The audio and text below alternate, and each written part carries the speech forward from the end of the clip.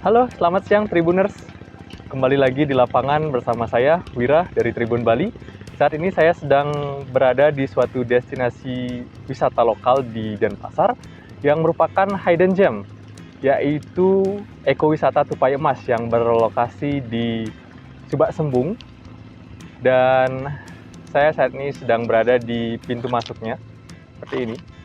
Nah, sekarang mari kita mengeksplor suatu hidden gem di tengah hiruk-pikuknya kota Denpasar. Destinasi wisata ini terletak di ekowisata Subak Sembung, Pegoyangan, Denpasar Utara, dengan nama Agrowisata Tupai Emas. Agrowisata Tupai Emas sendiri merupakan sebuah destinasi agriculture yang memberikan edukasi berupa flora dan fauna.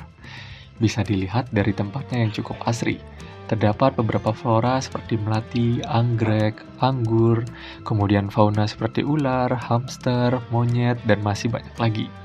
Tentunya semua flora dan fauna di sini berasal dari berbagai wilayah di Indonesia dan beberapa juga dari luar negeri, membuat tempat ini seperti sebuah kebun binatang mini. Di samping itu terdapat pula rest area dan tempat bermain sambil belajar bagi para pengunjung. Nah, sekarang mari kita bertemu pemilik sekaligus perintis dari agrowisata Tupai Emas ini, yaitu Bapak Iwayan Yuliartana.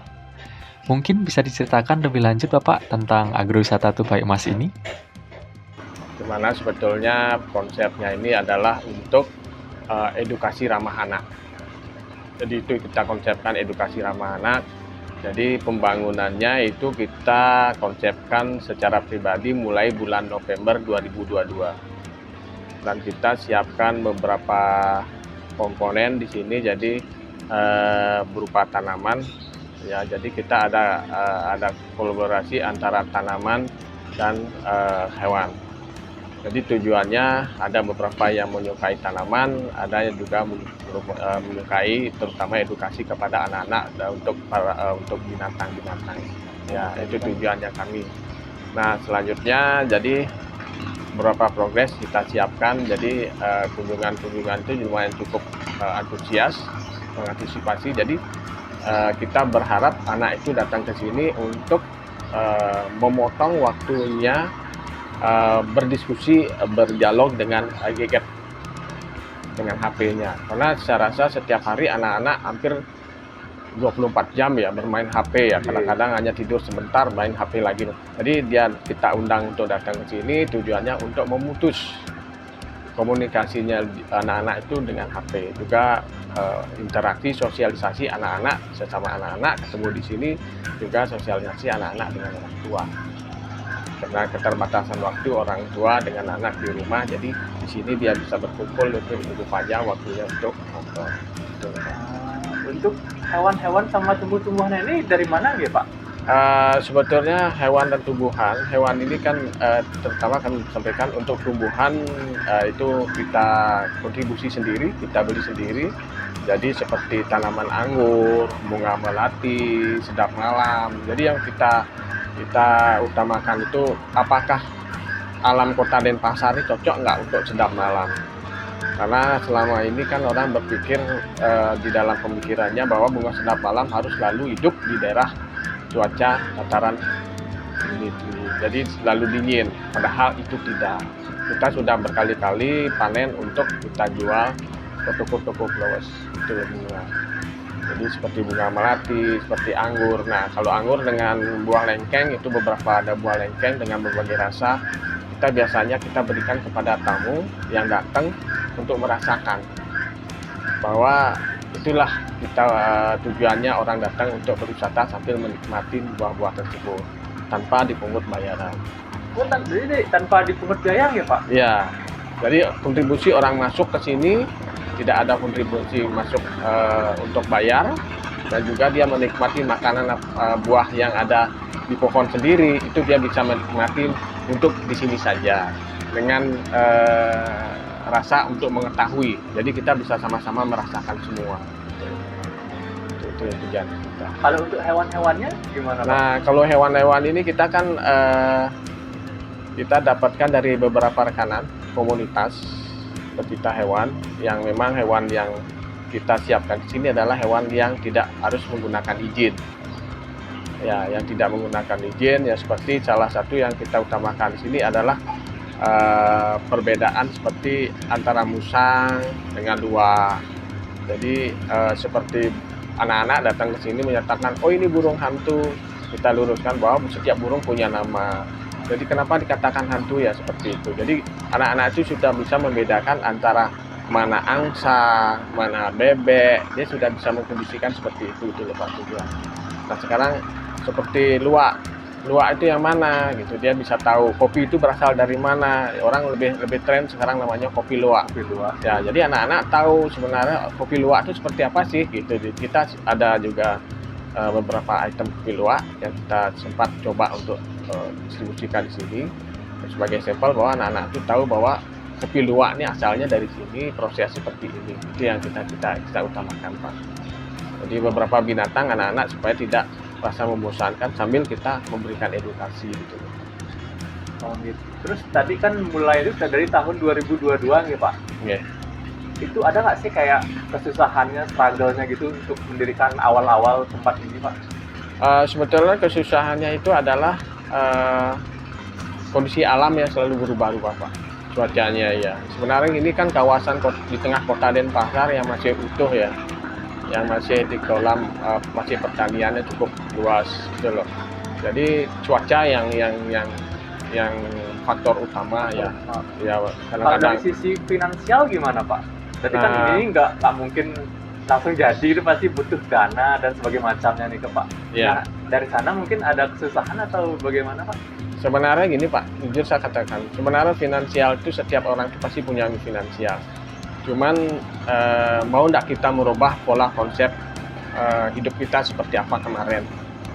Ya, apakah kita mau fokuskan ke sini atau kita memang happy fun seperti kemarin-kemarin? Kan katakan begitu ya, orang berbeda-beda kan prinsipnya menikmati hidup itu seperti apa gitu loh. Jadi finansial yang kami punya, apa yang kami punya kita fokuskan ke sini.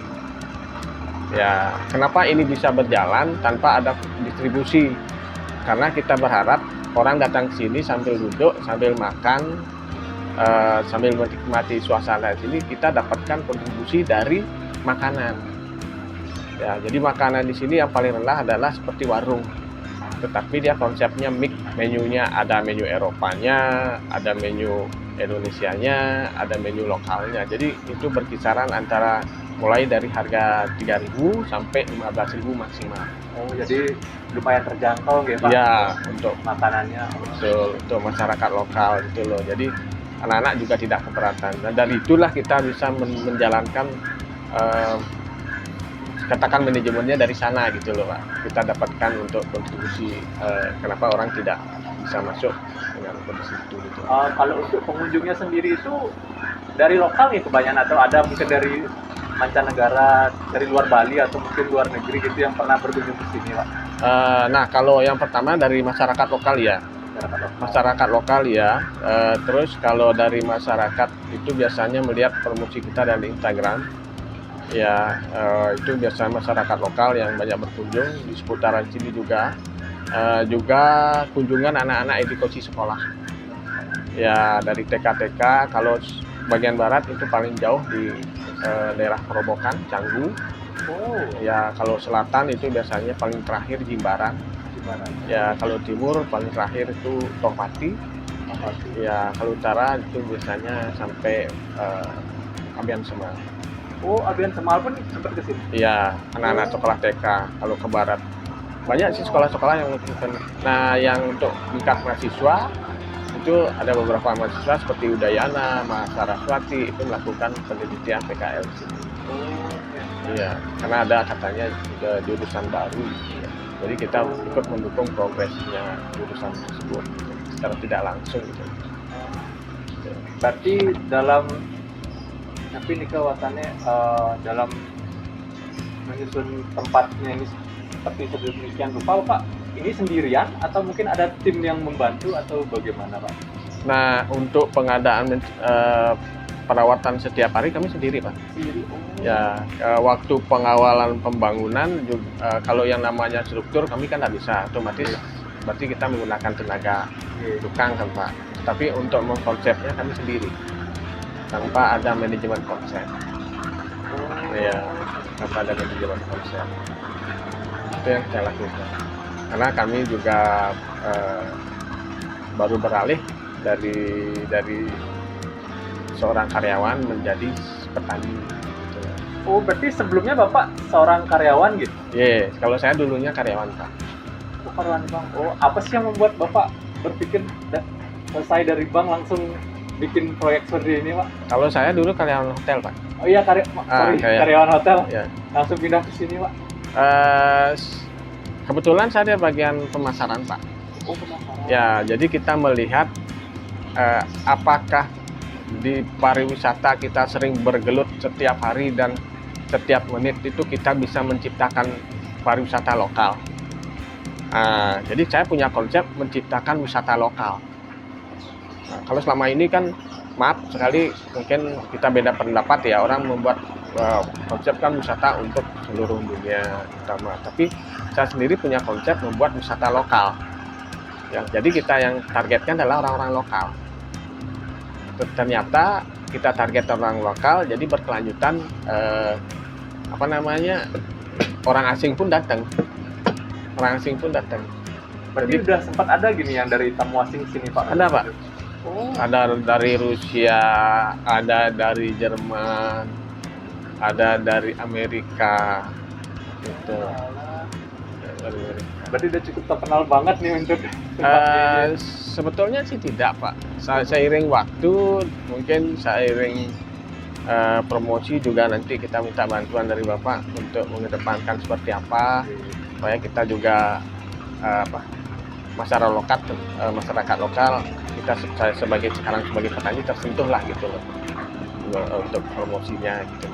Nah, yang terakhir sekarang kita mengkonsepkan istilahnya purification healing. Jadi istilahnya yang Bapak mungkin tahu, orang melukat sambil healing. Jadi kita ada di bawah, paling bawah. Oh, ada gini melukatnya juga, Pak? Ya, ada melukat. Kita baru konsep, sudah jalan. Jadi kita buat semacam paket untuk orang healing. Oh, oke. Ya, melukat dan healing. Berarti masih dalam progres nih, Pak? Sebetulnya udah jalan. Udah jalan. Udah berapa persen nih, Kak? Sudah jalan progres Pak. Oh, progres. Ya, kita mau start untuk promosi. Itu yang kita terakhir yang kita konsepkan, bahwa dengan dukungan suasana seperti ini, saya rasa untuk healing itu cukup bagus gitu. Karena ada beberapa dukungan dari teman-teman spiritual untuk progres healing, melihat daripada kondisi alam ini. Itu ya. Nah, untuk pertanyaan terakhir nih Pak, mungkin ada seperti situs web atau mungkin sosial media mungkin yang bisa digunakan untuk mendapat informasi lebih mudah tentang tempat ini, Pak? Nah, kalau untuk promosi sampai saat ini kami lebih mengedepankan promosi lewat Instagram, juga lewat Google Maps. Kalau udah tahu apa nih nama Instagram? Instagram kami adalah Agrowisata Tupai Mas. Tupai Mas. Ya. Kalau di Google Maps juga sama gitu namanya? Ya, Agrowisata Tupai Mas. Jadi orang-orang asing itu datang ke sini tuh dia lewat Google Maps. Karena mungkin dia ada kunjungan ke Sange, ada kunjungan ke tempat-tempat wisata bagian utara. Jadi dia tersentuh lewat promosi kita di Google Maps. Ya, itu yang kita utamakan. Sementara ada Facebook dan sebagainya. Oh, Facebook juga ada ya, Pak? Ada. Itu terkoneksi dia. Itu yang kita kedepankan untuk promosinya. Jadi orang-orang anak-anak sekolah termasuk juga dari kampus-kampus biasanya untuk mencari penelitian untuk mengarah ke ekowisata, dia mendeteksi lewat Google Maps. Kadang juga lewat Instagram. Oh, ternyata di sini ada gini. Jadi ada beberapa PKL yang datang ke sini. Termasuk penelitian S2. Ya, yang pernah S2 dari Udayana. Sementara promosinya yang kami terapkan. Bermodalkan keberanian, Bapak Wayan Yuliartana dibantu dengan sang istri berhasil menjalankan agrowisata Tupai Emas ini selama 2 tahun. Meski kerap menemui halangan dan rintangan, Pak Wayan tetap berjuang dan berusaha memberikan edukasi terkait flora dan fauna kepada para pengunjung. Mari kunjungi agrowisata Tupai Emas ini dan dapatkan ilmu berharga dari Bapak Wayan Widartane langsung. Sekian, terima kasih.